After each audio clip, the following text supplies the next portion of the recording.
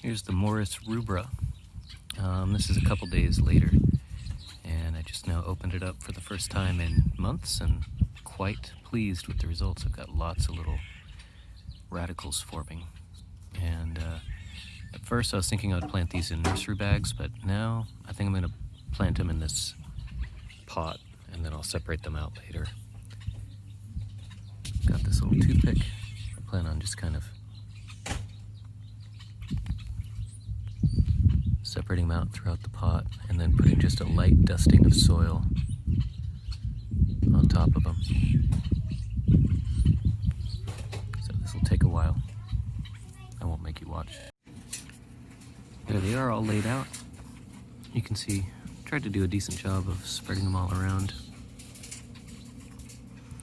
I'm just going to cover them with a very light layer of soil and water them in. So Morus rubra, as you probably know, is our native red mulberry, native to the United States. And readily cross-pollinates with white mulberry. So it's not really known if there's any really true red mulberry remaining. And if there is, it's in isolated pockets that are, somewhere in the woods, hidden away from, civilization, because basically white mulberry has been planted so frequently throughout the U.S. that basically the only way we could have a native red mulberry is that it's isolated from all those white mulberries that have been planted. So no telling. And the company I bought these seeds from, it's Sheffield Seeds, is transparent about that. They say there's a very good chance that these have been cross-pollinated with white mulberry in the past, and so they probably are not true red mulberry, but they are more red mulberry than not. So so now they're all nice and covered, just a very light dusting of potting mix, and now I'll water them in. This is Morus alba tatarica. This is Russian mulberry. It's a subspecies of the Morus alba. It's a really prolific foliage producer, so for what I'm using it for, feeding goats and sheep, this is going to be a staple, I believe. None of the seeds are sprouting like the Morus alba were. These were in the fridge for the same amount of time as the Morus alba. And they were also kind of hard to get out of the napkin, so I just kind of cut pieces of the napkin out and just placed them in there, and I think they'll be fine. The napkin is so soft that the roots should be able to grow through them pretty easily. So I'm just going to do the same thing as before, just sprinkle a nice thin layer of soil on top and tamp it down and water it in.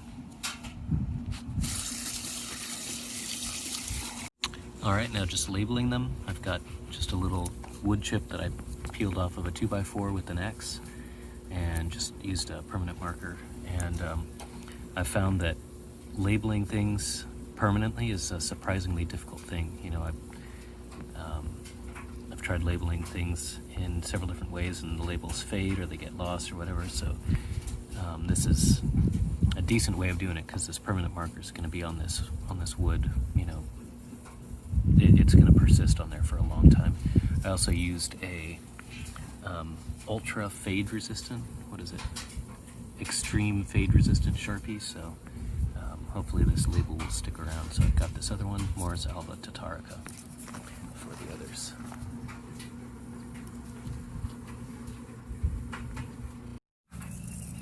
Okay, next up is Ribes aureum, which is golden currant.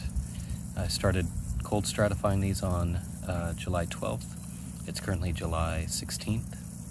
And so that's, 5-month stratification. And let's go ahead and open it up and see what we've got. Ooh, look at that. Got some that are sprouting already. Oh, looks really good. Oh my goodness, that is beautiful. So I better get these in the ground right away, because these are ready to go. I'll do the same thing.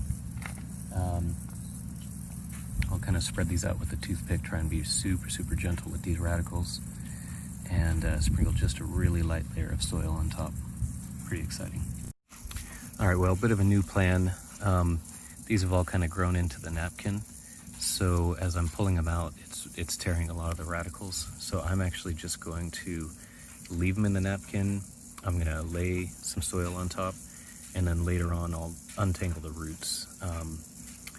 But yeah, I think given how delicate they are and how long they are and how they've already started to grow into the napkin, it's really a bad idea to try and disentangle them. So, you know, seed is super cheap, and it's not a huge loss if I do this. I mean, it sucks to lose all the time, but realistically I'll get a good number of plants out of them, and I don't really need that many of them.